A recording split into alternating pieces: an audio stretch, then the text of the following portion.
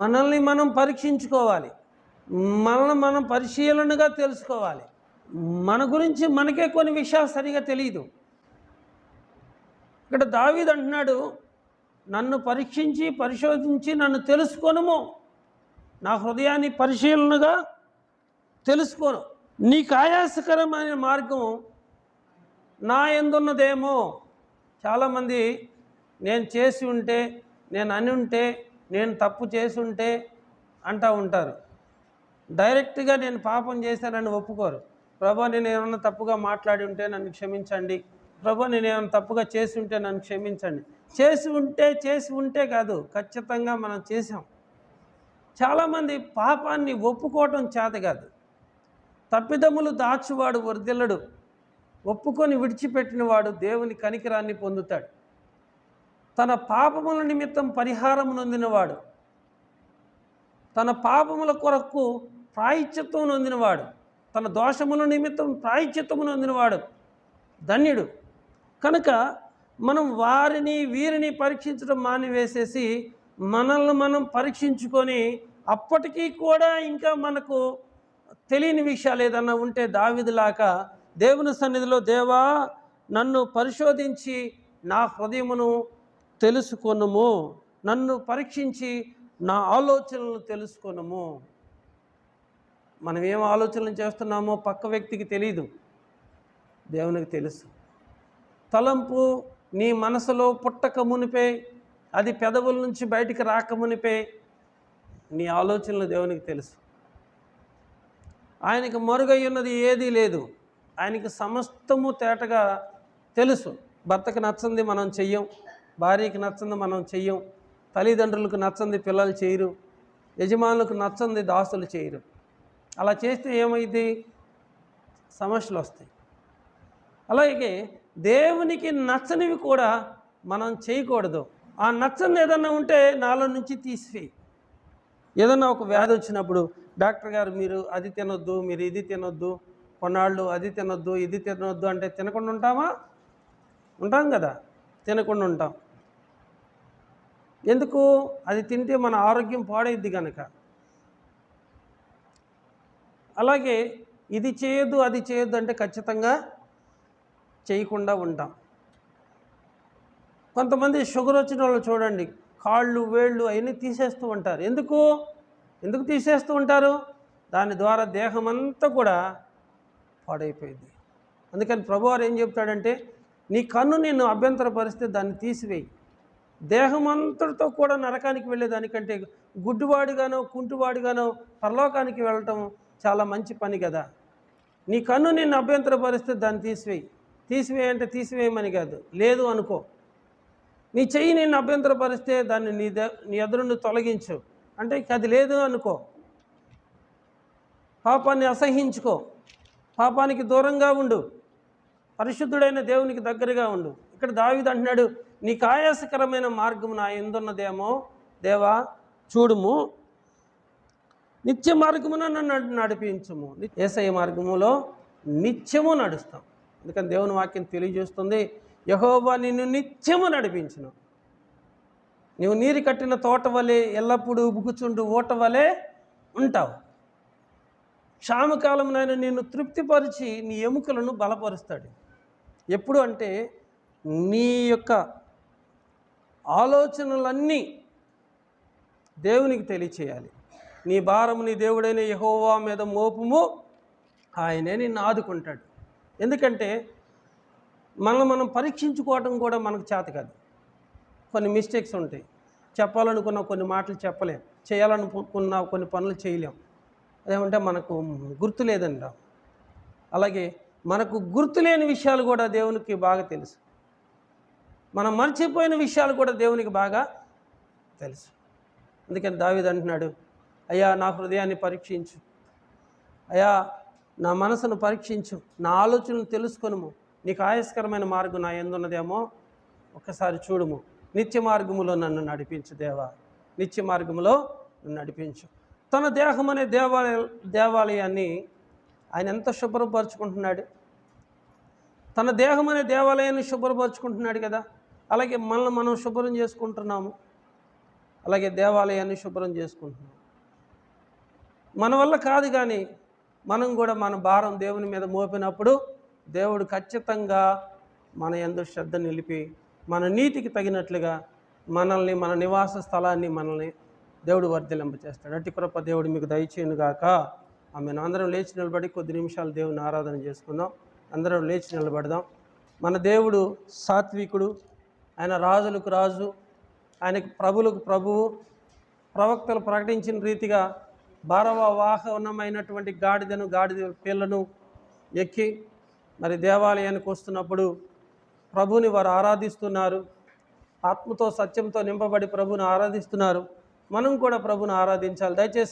దయచేసి అందరమీ దావీదు కుమారునికి జయం. ప్రభు పేరట వచ్చువాడు స్తుతింపబడును గాక. పెద్దలు, యవనులు, చంటి బిడ్డలు గాన ప్రతిగానాలతో దేవుని స్తుతిస్తున్నప్పుడు, ఆర్భాటంతో దేవుని స్తుతిస్తున్నప్పుడు యెరూషలేము పట్టణము కలవరంతో నింపబడ్డది. అలాగే ప్రియులారా, దేవుడు బాలుల యొక్కయు చంటి బిడ్డల యొక్క స్తుతుల మీద ఆయన ఆసీనుడై ఉన్నాడు కనుక దయచేసి ఎవరు కూడా మౌనంగా ఉండకోకుండా కొద్ది నిమిషాలు దేవుని స్తుతిద్దాం. హల్లెలూయా, హల్లెలూయా, హల్లెలూయా, హల్లెలూయా. మహోన్నతుడా స్తోత్రం, స్తోత్రం, స్తోత్రం. బలవంతుడా స్తోత్రం, శక్తిమంతుడా స్తోత్రం, సర్వోన్నతుడా స్తోత్రం, రాజులకు రాజా, ప్రభువులకు ప్రభువా మీకు స్తోత్రం, స్తోత్రం, స్తోత్రం. నాయన, మీరు మా కొరకు సాత్వికుడిగా తగ్గించబడ్డారు నాయన. ఆకాశ మహాకాశములు పట్టజాలని ఓ దేవాది దేవుని కుమారుడైన ప్రభువా, మీరు దేవునితో కూడా ఉండుట గొప్ప భాగ్యమని ఎంచుకొనక దేవా మనుష్య పోలికగా ఈ లోకానికి వచ్చి దాసుని స్వరూపమును కలిగి ఉండి ప్రభువా శిలువ మరణము పొందినంతగా మీరు తగ్గించుకున్నారు ప్రభువా. సాత్వికులు ధన్యులు, వారు భూలోకమును స్వతంత్రించుకుంటారు. అయా నిజమే నాయన. మోషే కొన్ని లక్షల మందిని నడిపించగలిగాడు అంటే భూమి మీద ఉన్న వారందరిలోనూ మోషే మిక్కిలి సాత్వికుడు అని సాక్ష్యం పొందాడు ప్రభువా. మాకు కూడా అయా ప్రభా సాత్వికమైన మనసును మీరు అనుగ్రహిస్తూ రమ్మని వేడుకుంటున్నాను. యేసు దేవా, మీకు కలిగిన మనసును మేము కూడా కలిగినటకు సహాయం చేస్తూ రమ్మని వేడుకుంటున్నాను నాయన. ఈ లోకంలో ఎంతో గొప్ప గొప్ప వాహనాలు ఉన్నాయి, గుర్రాలు ఉన్నాయి, ఏనుగులు ఉన్నాయి, ఒంటెలు ఉన్నాయి ప్రభా. గొప్ప గొప్ప జంతువుల వలన ప్రభా ప్రయాణాలు చేసిన వారు ఎంతోమంది ఉన్నారు. కానీ ప్రభువా మీరైతే గాడిద పిల్లను మీరు కోరుకున్నారు ప్రభువా. నిజంగా గాడిద తగ్గింపు జీవితానికి సాదృశ్యంగాను ప్రభువా నా తండ్రి పరిశుద్ధతకు సాదృశ్యంగాను మేము చూస్తున్నాము నాయన. ఆ కట్టబడిన గాడిద యొక్క కట్లను మీరు విప్పారు. ఆ కట్టబడిన గాడిద యొక్క కట్లను మీరు విప్పారు ప్రభువా. మేము కూడా అనేక సమస్యల్లో ఉన్నాము నాయన, అనేక ఇబ్బందుల్లో ఉన్నాము ప్రభువా.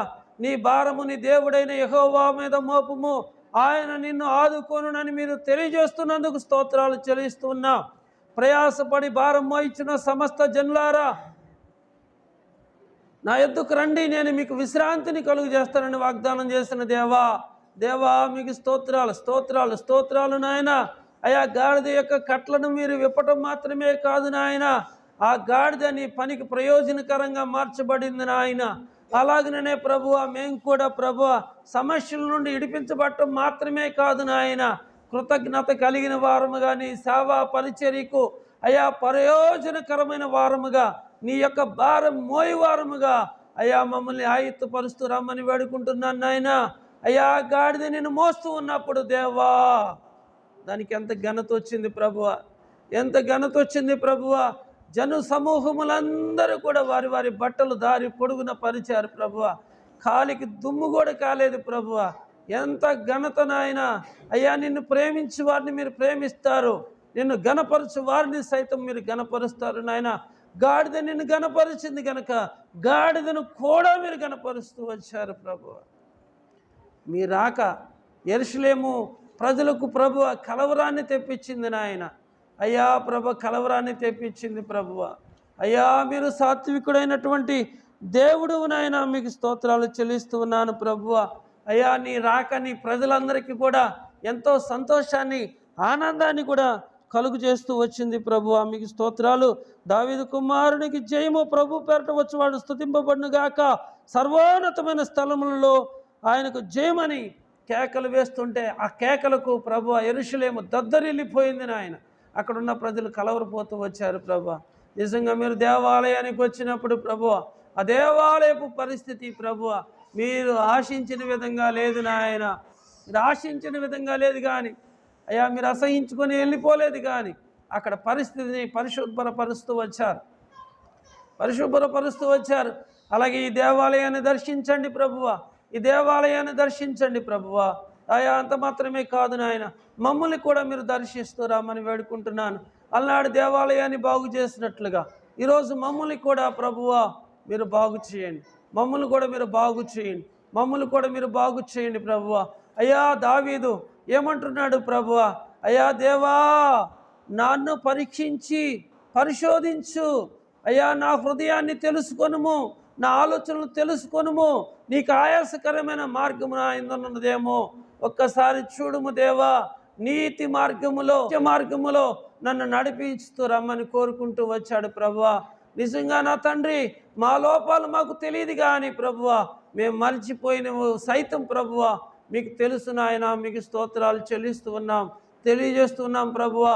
అయ్యా కేవలం మమ్మల్ని పరిశుద్ధపరచటానికే అయ్యా నా తండ్రి మీరు భారవాహకమైన గాడిదని ఎక్కి దేవాలయానికి వచ్చారు ప్రభువా. మీరు మమ్మల్ని పరిశుద్ధపరచండి. వాక్యపు వెలుగులో మా జీవితాన్ని సముదాయించుకోవటానికి సహాయం చేయండి దేవుడా. స్తోత్రం. దైనందిన మన జీవితాలను నిత్య నరకము నుండి విడిపించి నిత్య జీవానికి నడిపించాలని మన ప్రభు అయిన యేసుక్రీస్తు వారు చేసిన యాగం తగ్గింపు. ఆయనకు మనం ఏమి ఇచ్చినను రుణం తీర్చుకోలేని వారమే. నువ్వు నాకు చేసిన ఉపకారములకు నేను ఏమి ఇచ్చినను రుణం తీర్చుకోలేని దేవా. నీ రక్షణ పాత్రను చేతపుచ్చుకొని యెహోవా నామమున స్తోత్రం చెల్లిస్తానని కీర్తనాకారుడు తెలియజేస్తూ వచ్చాడు. అలాగనే ప్రభువా ఈ లోకములో ఎన్నో విధములైనటువంటి ఉద్యోగాలు, చదువులు, పదవులు, వెండి బంగారాలు సర్వలోకమును సంపాదించుకున్న ప్రభువా రక్షణ మాకు లేకపోతే నిత్య నరకానికే వెళ్ళాలి ప్రభువా. ఏ మనుష్యుడు నశించటానికి ఇష్టం లేదు గనుక అందరూ అంతటా మారు మనసు పొందాలని మీరు చేసిన యాగం కొరకు స్తోత్రాలు. దేవాలయాన్ని బాగు చేయటానికి ప్రభువా మీరు ఈరోజు దేవాలయానికి వెళ్ళారు, దేవాలయాన్ని బాగు చేశారు.